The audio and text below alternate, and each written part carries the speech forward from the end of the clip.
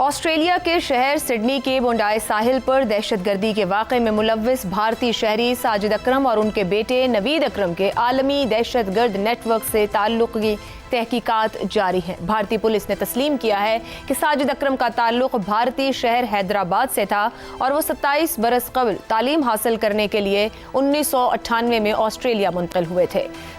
ساجد اکرم Australia منتقل ہونے کے بعد 6 مرتبہ انڈیا آئے۔ خاندان کو بھی اس کی انتہا پسند نظریات کا علم نہیں تھا، جبکہ ساجد اکرم نے حال ہی میں انڈین جبکہ ان کے بیٹے نے آسٹریلوی پاسپورٹ پر فلپائن کا سفر کیا تھا۔ آسٹریلیا کے وزیر اعظم اینتھونی البنیز کا کہنا ہے کہ دونوں باپ بیٹا داعش کے نظریات سے متاثر ہو کر ممکنہ طور پر انتہا پسند بنے۔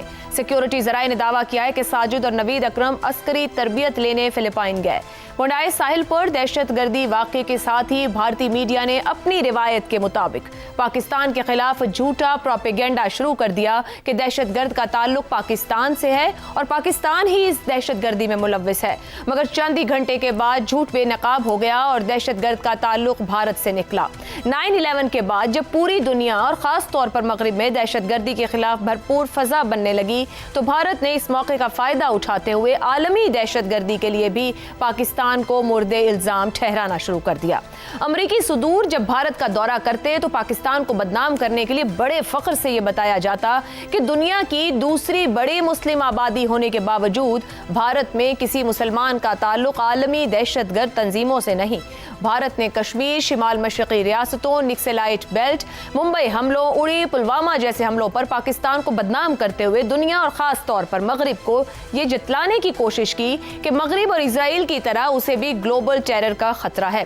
کہتے ہیں جھوٹ کے پاؤں نہیں ہوتے۔ مودی کے اقتدار میں آنے کے بعد سے ہی بھارت کے امن پسند ملک ہونے کا نقاب اترنے لگا۔ برطانیہ ہو، امریکہ ہو، کینیڈا کی حکومتیں اور ایجنسیوں کو ایسے شواہد ملنے لگے کہ بھارتی حکومت کے ایما پر را مخالفین کو ہلاک کرنے اور ہلاک کروانے والے منصوبوں میں ملوث ہے۔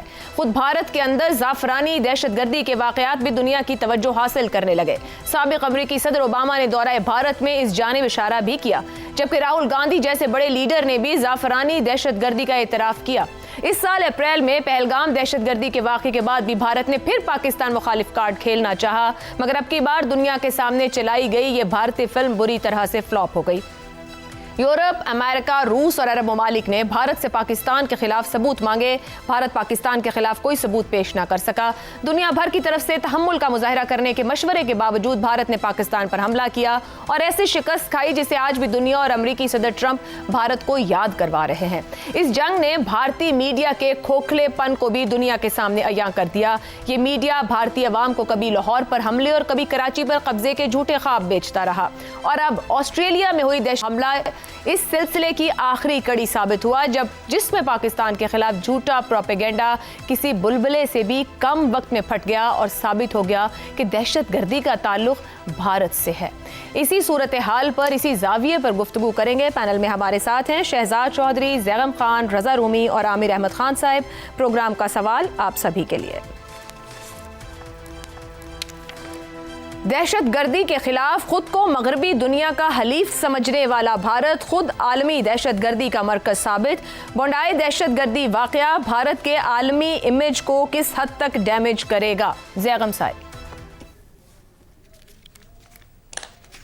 بھارت نے جو برانڈ 100 سال میں بنایا تھا، مودی صاحب نے 10 سال میں اس کے جسم پر صرف ایک دھوتی باقی رہنے دی ہے، اور اس کو بھی خطرہ ہے۔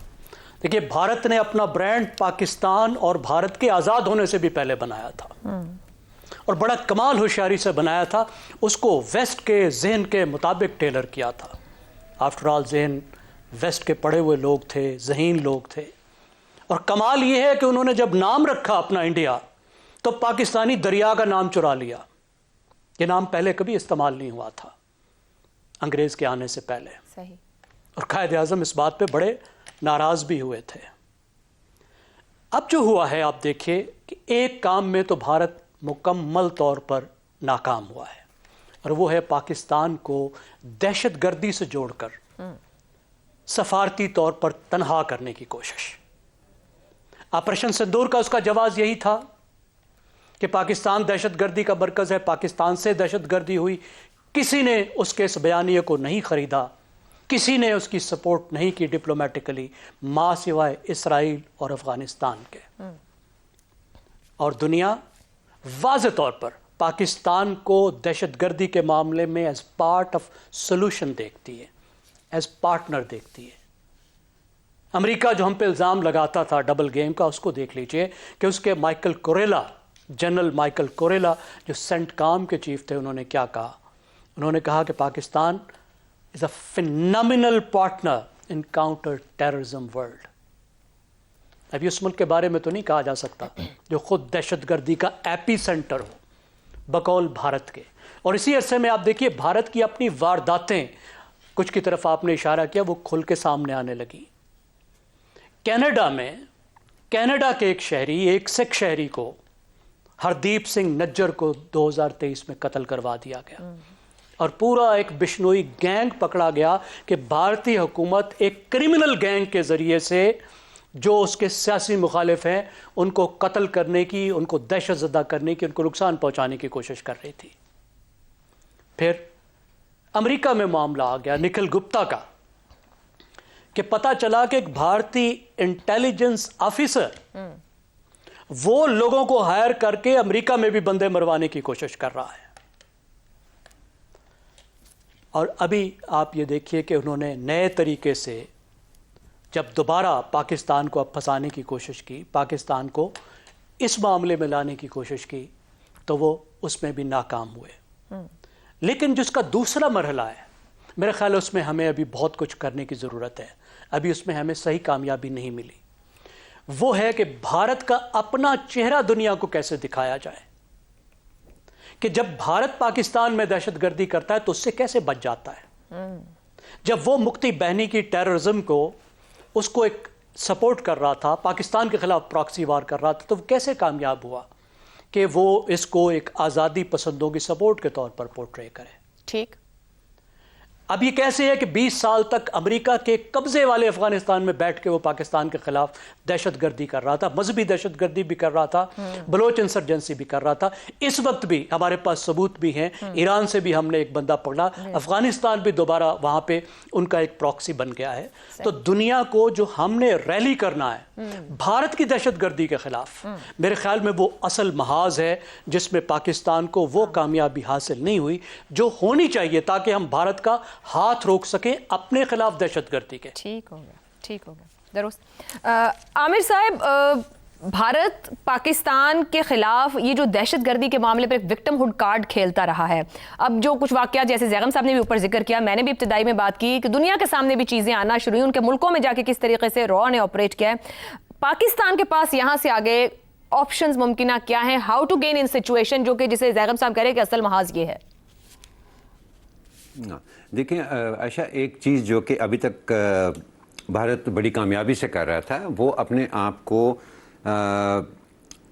ٹیررزم کا وکٹم کے طور پر پیش کرتا رہا ہے بڑے عرصے سے, اور ساری دنیا کو یہ بتاتا رہا ہے کہ جی وہ پاکستان جس طرح کی دہشت گردی کو مبینہ طور پر سپانسر کرتا ہے, اس سے بھارت کے اندر وہ کیا کیا اثر ہو رہا ہے. اس سے ہو رہا تھا, اس کا نتیجہ کیا تھا کہ جیسے آپ نے دیکھا کہ 9/11 کے اٹیکرز جن کا پاکستان سے براہ راست کوئی تعلق نہیں تھا, فورن نیشنل سے سارے کے سارے, لیکن اس کے بعد پاکستان جیسے اسکروٹنی میں آیا افغانستان کا ہمسایہ ہونے کی وجہ سے, اور بنیادی طور پہ اس وجہ سے کہ وہ اس سے پہلے ہونے والی جو افغان جنگ تھی اس نے دنیا بھر کے جنگجوؤں کو پاکستان کی طرف وہ کھینچ لائی تھی, اس کی وجہ سے پاکستان جس قسم کی اسکروٹنی میں آیا. اور خاص طور پہ آج سے 20 برس پہلے جو 7/7 کے اٹیکس لنڈن میں ہوئے ہیں, جس میں پاکستانی اوریجن کے لوگ ملوث تھے, وہ پاکستان ٹریول بھی کر چکے ہوئے تھے, ان کے بعد جس طرح سے پاکستان اسکروٹنی میں آیا تھا, بھارت ابھی تک اس طرح کی اسکروٹنی سے بچا رہا ہے.